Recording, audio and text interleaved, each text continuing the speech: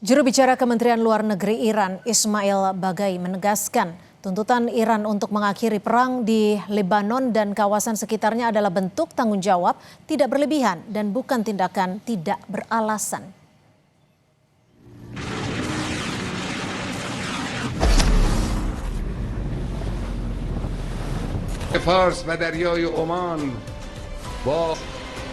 Selain menyerukan penghentian blokade maritim terhadap kapal-kapal Iran, Teheran mendesak pembebasan aset rakyat Iran yang dibekukan di bank asing akibat tekanan Amerika Serikat.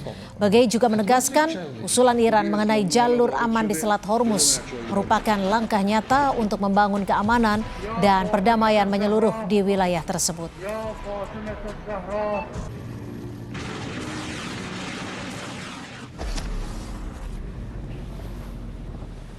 ما هیچ امتیازی مطالبه نکردیم.